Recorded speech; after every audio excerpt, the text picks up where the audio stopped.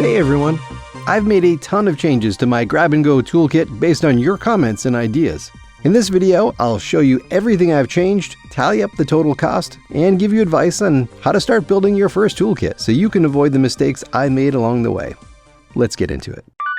To make everything fit in the same small bag and add way more features, I've ditched all of these tools. And I've added all of these additional tools to really level up this kit and cover everything I need. I'm not in the trade, so even if my tools aren't dirty enough, trust me, I use them daily. I'm using the same Veto Pro Pac TP-LC tool bag because it has excellent organization and is small enough to keep me from carrying 50 pounds of tools. In fact, this only weighs 17 pounds, which is really impressive considering this is my primary set of tools. This tool bag sits on my workbench with the lid open for easy access. If I have a project around the house or further away, I can grab it and know I'll have everything I need. Let's start with screwdrivers and sockets, since that's the biggest thing I need day to day. My main driver is still the Wera Kraftform Kompakt. It's a super smooth ratcheting screwdriver that has quick access to 6 bits in the handle. This thing is great because it's so well balanced and comfortable. I picked this up for $40 on sale, and I'd recommend setting deal alerts because there are sales all the time on these tools. To complement the Kompakt, I'm still using my trusty Wera Tool Check Plus tucked into this side pocket. This adds a full set of Phillips, flathead, square, Torx, and hex bits that can be used in the Kompakt driver, but it also has a small driver handle and mini ratchet to use those same bits. This set is great because it covers pretty much any fastener you'd come across in a compact, organized package. I picked this up for $63 on sale, and I think it's a good value for the quality of the components you get. This has a full set of hex bits, but I always carry the Wera metric hex key set because they give you more leverage and fit into tighter spots, especially because they have these beveled ball shapes on the long end, so you can use these at really tricky angles. This set covers sizes 1 through 10 mm, is super strong, and has color-coded sleeves with clear markings. I can usually get away with just metric, but I also have an imperial version I can grab when needed. Along the bottom of the ToolCheck Plus, there's a high-quality set of 7 color-coded 1/4-inch sockets from 5.5 to 13 mm. They work in both the driver handle and micro ratchet with this adapter. I went with metric, but they offer a tool check in Freedom units if that's your thing. The mini ratchet works surprisingly well, but it's pretty small, so you don't get a ton of leverage. To get more reach and torque, this spring I picked up the Wera Zyklop 1/4-inch driver and ratchet because this can use all the same sockets and bits from the ToolCheck Plus. It is a really cool design that lets you use it straight like a socket driver for speed, or you can tilt it 15 and 90 degrees so it works like a ratchet for extra torque. You can find this on sale for $60 or get a kit with extra set of bits and sockets for around $90. I debated getting the new Zyklop Pocket instead, but its weak magnetic socket retention and kind of chunky form factor wasn't as useful to me as the standard 1/4-inch version of the Zyklop. If I need to tackle even bigger bolts like in my minivan camper, I can always use my Pliers wrench, but I also have a Wera 3/8-inch socket set I can grab that is much beefier and goes up to 19 mm sockets.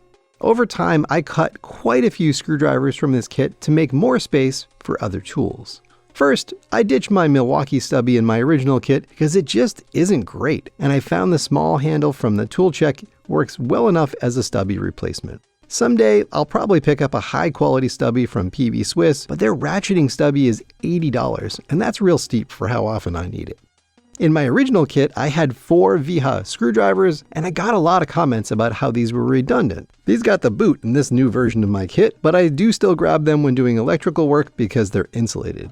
My original kit had 4 Wera Kraftform precision screwdrivers, which were nice, but I streamlined it down to this single Klein 14-in-1 precision screwdriver. It has a cool design with double-sided bits that nest into 2 layers of nested holders that also act as precision hex drivers. The slim profile, grippy handle, and spinner at the end make it really efficient to use, too.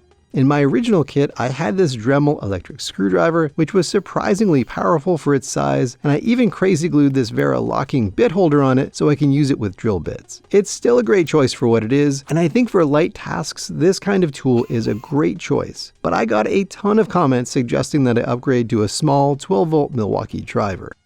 I eventually took the leap and bought a Milwaukee M12 Surge Kit, and it's my favorite tool purchase in the last few years. This thing is tiny, but packs a serious punch. I had an impact driver in the past and hated it because it was super loud and had no speed control. But the Surge is a super refined impact driver because it has a fluid hydraulic system that's way quieter with much less vibration. It can drive large screws into a beam, no sweat, but it can also do delicate work because of its 4 speed settings and super smooth variable trigger speeds. So I use this for basically everything from machine screws to drilling to driving in lag bolts. I get it, it's a big purchase, but it's totally worth it for me for the utility I get out of it, especially because I got it on sale for about $120. Not everyone needs something this powerful, so this is more of an upgrade pick from the Dremel. I added a few accessories that really level up the Surge. First, this is almost too short to reach into tight spaces, so I bought the Milwaukee 3-inch extension that has a locking bit holder on the end. In fact, I always leave it on because it makes it much easier to use. I found that didn't always have the reach I needed, so I also keep this 6-inch version in my bag. Since the Surge is an impact driver, I really shouldn't be using the bits and sockets from the ToolCheck Plus. So I bought this Klein 7-in-1 impact flip socket set. It has a cool design with 3 double-sided sockets stored along a 1/4-inch bit holder. It's really nice to have 6 impact-rated sockets in such a small tool, although it can be a bit fiddly to switch the sockets around. This is an imperial set, so it's a nice complement to the ToolCheck Plus. If I need even more impact-rated sockets, I have a full set in metric and imperial that I can always grab. I also added this magnetic bit holder to the side of my Surge. It screws into the clip holes and can hold 3 bits in the front and 3 in the back. I keep 2 small bits for drilling pilot holes in the front and a few different sizes of longer Phillips impact bits on the back, so I can quickly switch from drilling and driving when up on a ladder. I have a few more drill bits and 2 countersink bits tucked into the front pocket of the bag. I also have a small plastic container with a mix of screws, washers, and picture hangers inside the lid for quick access.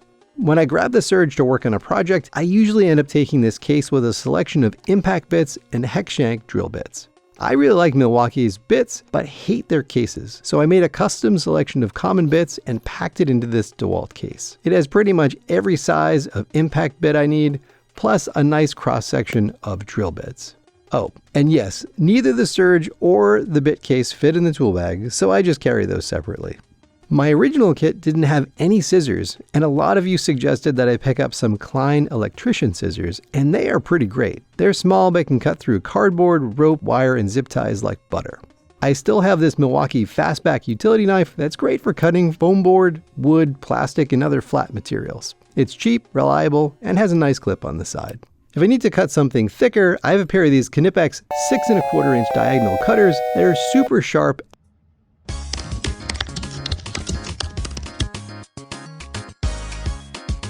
Knipex. K-Nip-X. Knipex. If I need to cut something thicker, I have a pair of these Knipex 6¼ inch diagonal cutters that are super sharp and great for trimming metal, heavy-duty wire, zip ties, plastic sheets, and even thin wood. There's also a pair of Knipex 6½ inch needle nose pliers that are awesome for precision work and have a built-in wire cutter that work really well. These get a ton of use. For all-purpose duty, I recently got a pair of these Knipex twin grip 8-inch pliers. These look like a typical set of slip joint pliers, but have a unique front jaw design that works incredibly well for grabbing a stripped screw or nail at the end. We all try to use pliers this way, but this is a genius design that makes it actually work. The side jaw design is also clever with offset jaws to grip round, square, and hex-shaped items much better than typical pliers.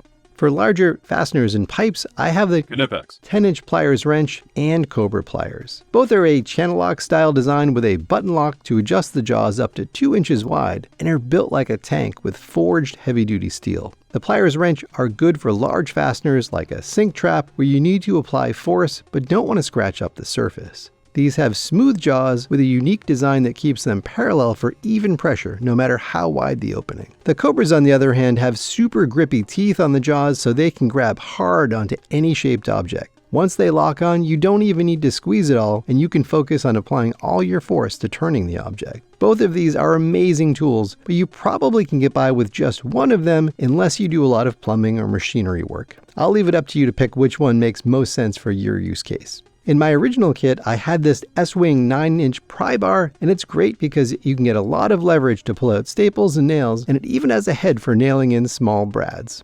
Since then, I've switched to my 12-ounce S-Wing hammer, and it just fits at 11 inches tall. A hammer is definitely needed when doing demolition, framing, or even hanging a picture, and this is a nice size for lighter work. I've had this for years, and it's still in great shape. If you're hanging something on the wall, you need a level, measuring tape, and stud finder, so those are also packed away in this kit.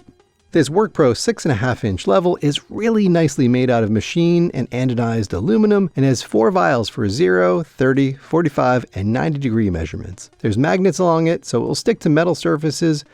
This DeWalt 16-foot atomic measuring tape is clipped to the side pocket and is a compact size with clear writing, solid construction, and a handy cutout on the bottom to use your finger as a brake to control the tape speed. For measuring longer distances quickly, I have this laser measuring tape that can measure things up to 165 feet away and is super quick to use. Around back in this pocket, I keep this zircon stud finder that I picked up randomly without researching it, and it's okay. I've never found a stud finder that worked well with plaster walls in my house, but let me know what your recommendations are in the comments. I recently added this Toolan 8-in-1 multi-blade handsaw. This is a big upgrade from the folding Milwaukee saw I had previously because this can hold a reciprocating saw blade, a T-shank jigsaw blade, and even a hacksaw blade with this clever blade holder design. Just press it down to release the blade and slide a new one in. Despite this being a no-name brand, there's no play in the blade and the grip is pretty comfortable. And it's a great deal at $19.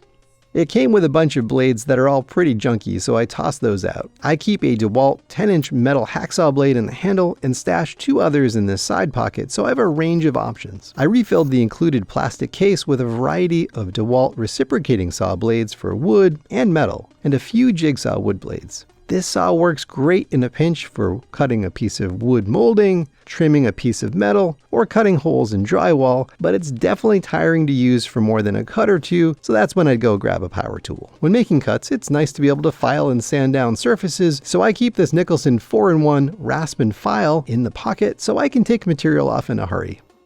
For detailed work, I keep a few small files in these pockets and tuck a few sheets of different kinds of sandpaper into the back pocket. I recently added this magnetic telescoping tool that can extend up to 25 inches and has a strong magnet on the end so I can pick up stuff I can't quite reach normally. In the front pockets, I keep a pencil, black and silver Sharpie, and a spring-loaded center punch for marking where I want to drill.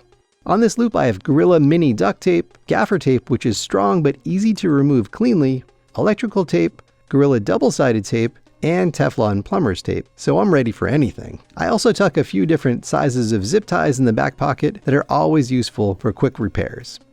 Lastly, I keep a small flashlight clipped to the front and stash a headlamp in this pocket to make it easier to work in dark places. If you deal with wiring like I do, there's a few extra tools you might want to keep in your kit. If you don't, you can skip these. First, I have this Klein wire stripper that still works great after many years of abuse. I do a lot of wiring for solar and audio gear and always wanted to carry a multimeter on me, but mine is way too big to fit in this bag. I went on the hunt for a small clamp-style multimeter and eventually found this Unity UT210E that's super small and can fit in the side pocket with room to spare. Clamp meters are very useful to me because I can measure the amperage of my MC4 solar cables under load, but you can find even smaller meters if that's not important. One thing that bugs me with all multimeters is the leads they give you are super long, and it was a total mess to fit in the pocket. I ended up making my own super short leads by cutting a pair down and adding straight connectors. I stuck these wire clips on the back to stow the probes neatly so I can easily slide it in and out of the bag. This kind of thing is so satisfying. If you do AC wiring, there's 2 additions I'd suggest. First, you should definitely have a non-contact voltage detector to let you know if there are live wires before you start messing around. I had a junky tester in my original kit, and many of you rightly said that I don't want to skimp on safety. I ended up randomly finding this Klein tester I bought years ago when I was reorganizing my tools. If you're working with solid core or Romex all the time, you might want to pick up a pair of linesman pliers. I hadn't done much AC wiring until last winter when I redid my basement and put up a ton of lights and outlets. I eventually picked up a pair of these Knipex 9.5-inch lineman pliers, and they were a clutch tool for cutting, bending, and twisting solid core wires. These are also pretty big, so once the project was over, I stopped carrying them in this bag and just keep them in my drawer with my electrical gear since it's more of a specialized tool for me. In my previous iteration of this kit, I had a few of these gear wrench quad box metric wrenches that are really cool. Each one fits 4 different size fasteners with a smooth reversible ratchet. These are really slick, but I'll admit that these got used very little compared to the socket set, so I took them out of my kit to save weight, but you might want to include them as another upgrade pick. Whew. All right, well, that's everything that I keep in my tool bag. I have this really dialed in for what I use every day, but everyone's different, so you need to adjust this to your needs. This little bag has kept me organized and productive and shows that you don't need that many tools to have a nice kit that can do most projects around the house. And since I bought quality tools, they should last a lifetime. Let's talk about costs. This time I crunched all the numbers in a spreadsheet to give you super accurate pricing for every little thing in this kit. Keep in mind, I only bought these tools on sale and was willing to wait to pick them up at a good price, so that's the numbers I'll use. The basic toolkit cost me $686, including the core tools, Veto bag, and Dremel electric screwdriver. If you want to swap out the Dremel for the Surge impact driver and all the accessories and bits, that'll add another $229. The electrical upgrades for the wire stripper, multimeter, voltage tester, and lineman pliers will add another $113. For the whole kit with all the upgrades, I paid $993. That's a lot to buy at once, but you can start picking up a handful of key tools when they go on sale, and then just keep adding as you find other deals. If you're just starting out, instead of buying a cheap set of tools that will soon need to be replaced, I wish I had bought a few good tools and added on from there.